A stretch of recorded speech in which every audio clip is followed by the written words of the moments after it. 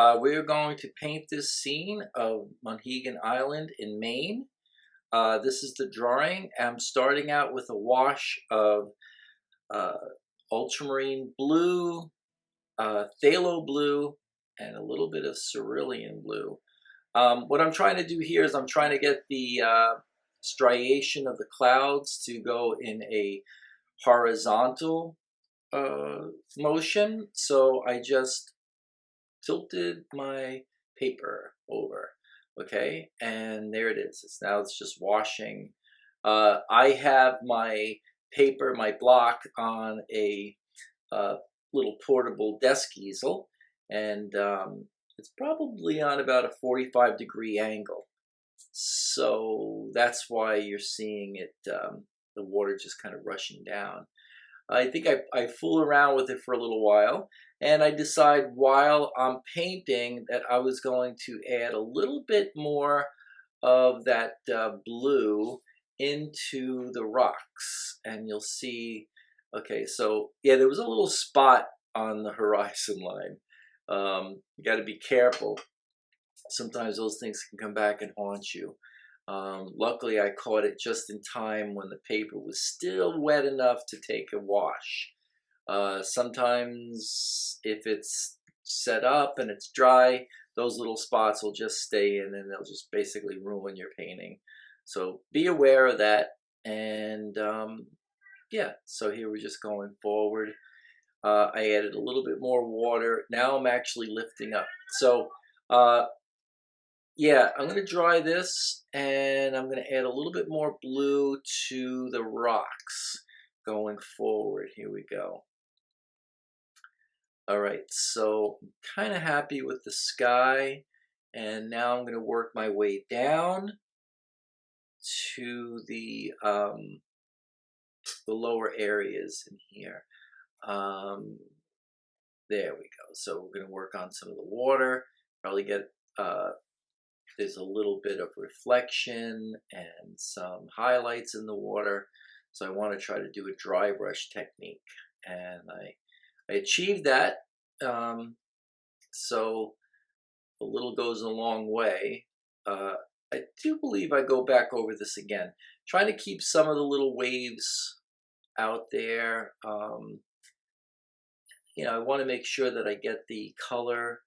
It looks a little darker, but obviously it's going to get a little lighter as it dries.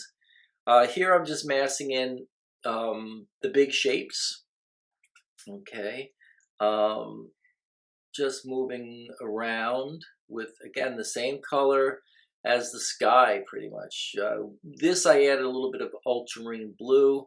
You can see that it's a little cooler in some places, which is fine. Now I'm going over everything, spraying it, making sure that it, drying it, making sure that it's bone dry for the next wash that comes in. As I do that next wash, it's going to have basically the same colors as the rest of the painting, starting with the blue. So it's going to have the ultramarine blue, little phthalo blue, little cerulean blue all mixed up.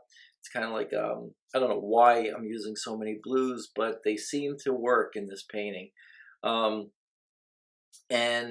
I wanted a little bit more depth in my water there. So I'm just working that a little darker. Still keeping, I think I add a little bit more to the rocks. I think a little dead space in here. At some point I think I realized that I'm off. Yeah, I don't know why I'm doing, I did that. It was just like one little spot. The next wash that comes in, I can actually see it coming. It is going to be a wash of a few colors. We're going to have green, we're going to have some blues. The green is sap green. This color is basically burnt sienna with, now it's just kind of melding into the green. So what I'm trying to do here is this layer is going to dry. It's going to dry to the value of the rocks in the light areas. So that's why I want to get as colorful as possible so that I don't have to add these colors in later on. They're all going to kind of melt together. Here I'm adding some burnt umber, uh, ultramarine blue, and that's pretty much it in here. I'm just trying to get like a gray tone now. The washes are just dripping down. I just let them do their thing, okay? That's going to actually help uh, just the movement. Um, and it's looking okay there. Uh, yeah, just working more of the shapes in as I can.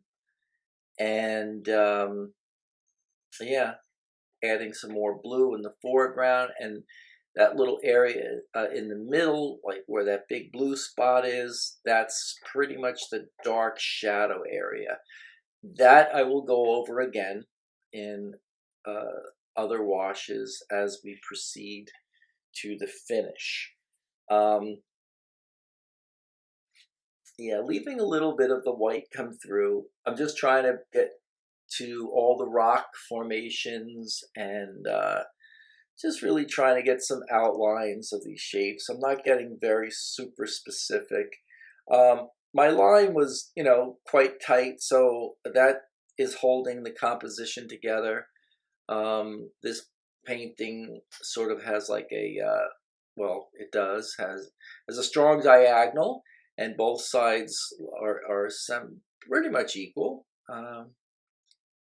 And that's what I liked about this picture. This was actually, yes, so it's Monhegan Island. I actually had done a plein air plein air oil painting of this.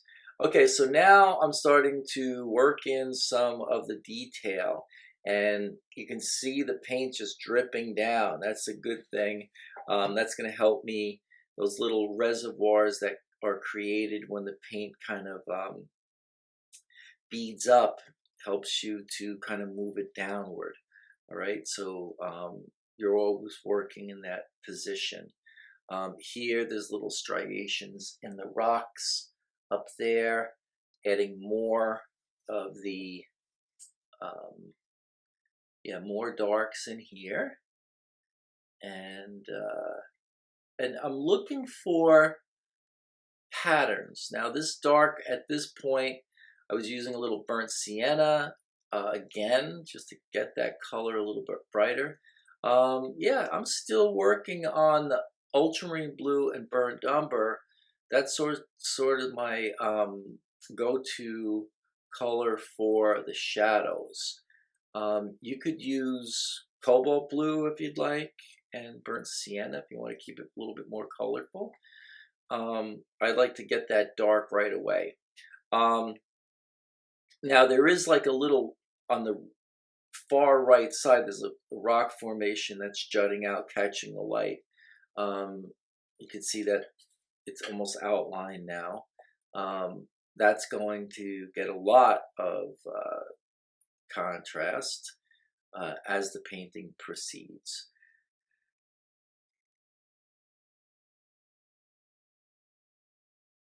Yeah, so what I'm doing here too is I'm looking at the shadow shapes, okay? So really, the light side, the lighter parts of the painting are already done. I mean, those are as bright as I want them to be, and the color shifts are already there.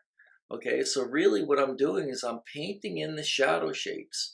So I'm trying to keep everything simple so that I don't have to continue to come back and work and rework and overwork my underpainting. So, which I think I do another layer here, or maybe some more accents later on.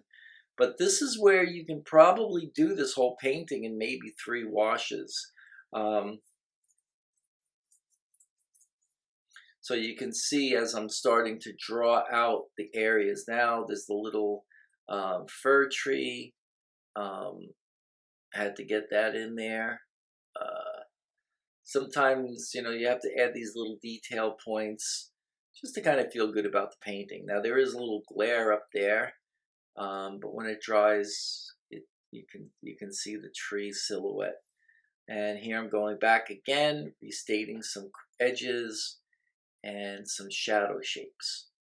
Um, Constantly reworking and reworking. That's the name of the game here, is to work from the large, the generals, to the particulars. Okay, even in watercolor. But you know, in watercolor, we have to kind of understand when we need to stop. We don't have to paint every little rock and nook and cranny. Just get the big shapes in, keep it simple. Simple is best in watercolor. You don't want to overladen the picture if you don't have to. Okay, here, more darks. Okay, so now we're going to really see some of that contrast really come through. What's interesting, you'll see a little bit of the brown kind of bleeding through. That's exactly what you want. You want those washes to affect, you know, each proceeding washes. Okay, so if there's a little warmth, that's great. Let that kind of shine through. I probably could have gotten a little more intense in my washes. Like if you wanted to go a little brighter in some spots, like maybe add some orange to the burnt sienna, you can do that. Just be careful, you know, not to go crazy with it, but just, you know, in certain areas, as long as it's bleeding into a sort of like a neutral tone, or it bleeds into that gray, you're fine. And of course, it has to land where you want it to too. So, so here there's like a big rock that's just, that brown color is actually moss. This island is just so lush, and it's got some moss. There's some green moss. The rocks, the drier rocks, are kind of on the blue side. The ones closest to the water are very rich and very dark, and you'll see that as the painting progresses, those areas will get darker as they go. Yeah, so more accents in the foreground. Here I'm trying to design some breaks in the rocks, some crags and striations and so forth, just to give it some counter counter diagonal. That's what those are for. Okay, you don't want to have all the rocks going in one direction. You have to kind of counter it a little bit.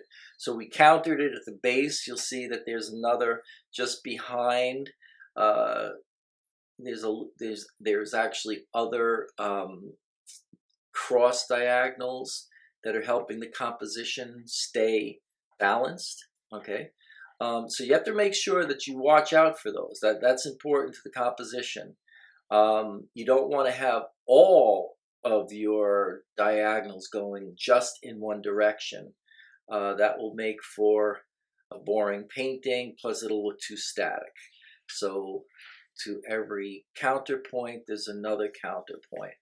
Okay, basically a yin yang. Okay, so that's the basic underlining painting. That was basically the first wash-in.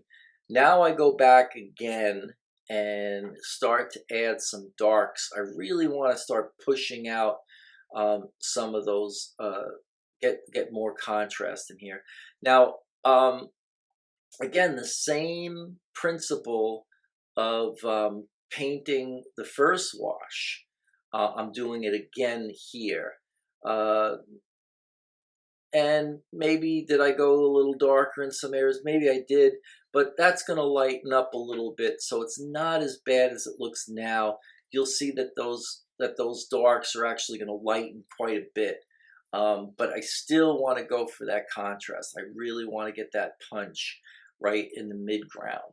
The background bluff, or I should say the point, that kind of triangular point, just about, I don't know, a little higher than halfway mark. I wanted to kind of set that back, keep that in the back. That's why I did not get that too dark. I think I do go back and add some blues to it, but I try to keep those colors on that point just a little bit lighter.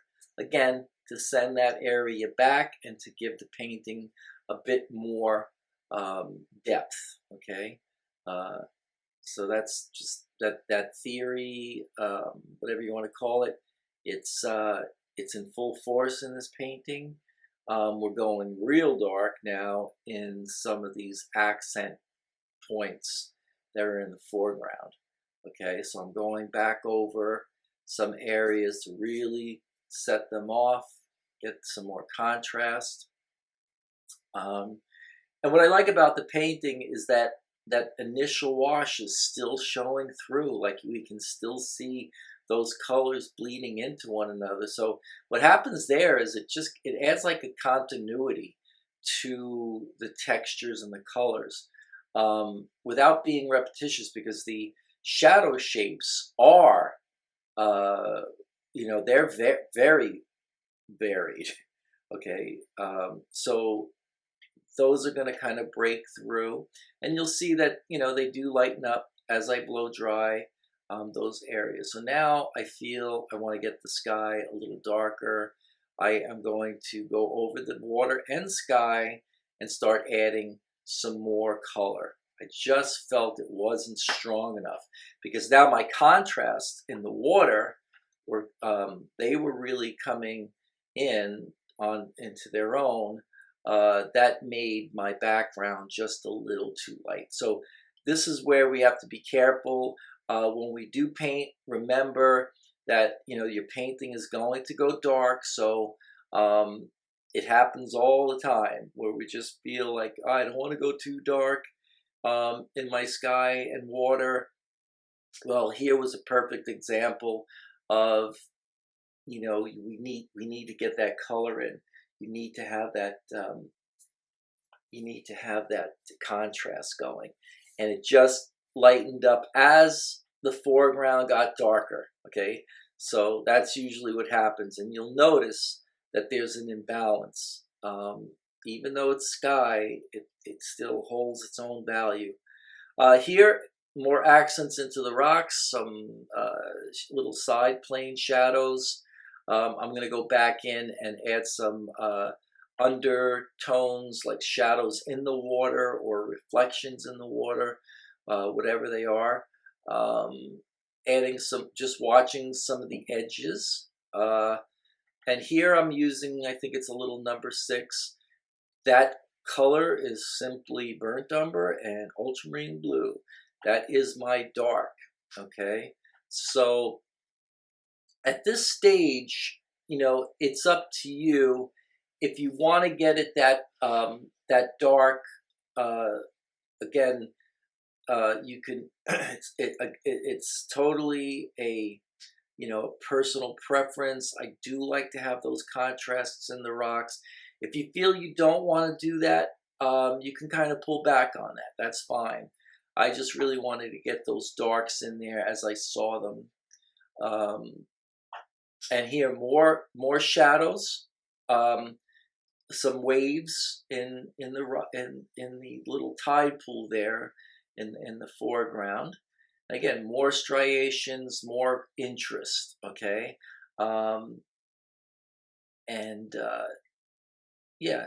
So I mean, I did run the risk of getting some of those shadows in that area a little stringy, meaning maybe a little heavy-handed on the smaller brush strokes. But I think all in all, it kind of keeps the painting together in a sense. Those as long as your shadows and accent lines are consistent. All right, so I'm throwing in a little bit of white here and there. So the pro white is just to get some of those waves. And another reason why I got darker in the water was because I wanted some contrast. As it stood, I would not have gotten this contrast, this white to even show at that last wash. So everything serves a purpose. You always have to think about contrast, even using that little bit of white, because to paint around all those white waves um, would probably hurt the painting more than it would help it. So be careful there. Know that you can always add just a little bit. I mean, we're not creating a gouache painting here, like opaque watercolor, but we're just adding some embellishments that I think they look more natural than if you mask them. Okay, so now here we go. We're taking off some of the tone there, and basically there it is. I think we're getting close. I do go back and add some um, striations again, some little dry brush planes, really. So I'm kind of breaking down some of those flatter shapes. This, again, it just needed it. It needed some more texture. And there it is, guys. So enjoy the painting. I hope you guys have fun with this one. And I will see you in class. Bye now.